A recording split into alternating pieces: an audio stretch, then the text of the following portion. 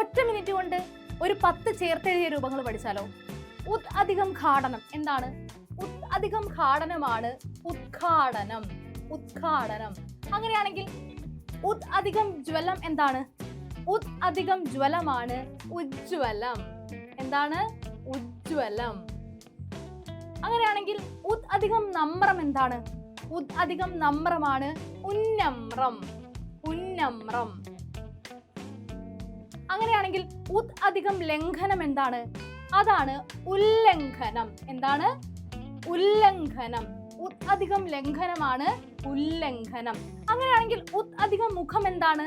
അതാണ് ഉന്മുഖം. ഉന്മുഖം. ഉത് അധികം മുഖമാണ് ഉന്മുഖം. അങ്ങനെയാണെങ്കിൽ ഉത് അധികം മേഷം എന്താണ്? അതാണ് ഉന്മേഷം. ഉന്മേഷം. ഉത് അധികം മേഷമാണ് ഉന്മേഷം. അങ്ങനെയാണെങ്കിൽ ഉത് അധികം ഘോഷം എന്താണ്? ഉത് അധികം ഘോഷമാണ് ഉദ്ഘോഷം. ഉദ്ഘോഷം.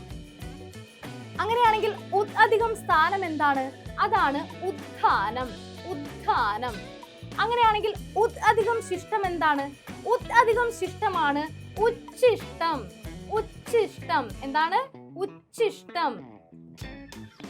അപ്പോ ഉത് അധികം ഘാടനം ഉദ്ഘാടനം, ഉത് അധികം ജ്വലം ഉജ്ജ്വലം, ഉത് അധികം നമ്രം ഉന്നമ്രം, ഉത് അധികം ലംഘനം ഉല്ലംഘനം, ഉത് അധികം മുഖം ഉന്മുഖം, ഉത് അധികം മേഷം ഉന്മേഷം, ഉത് അധികം ഘോഷം ഉദ്ഘോഷം, ഉത് അധികം സ്ഥാനം ഉത്ഥാനം, ഉത് അധികം ശിഷ്ടം ഉച്ഛിഷ്ടം. അങ്ങനെയാണെങ്കിൽ ഉച്ഛ്വാസം എന്ന പദം പിരിച്ചെഴുതിയാൽ ഏത് രൂപത്തിലായിരിക്കും കിട്ടുക? താഴെ കമന്റ് ചെയ്യാം.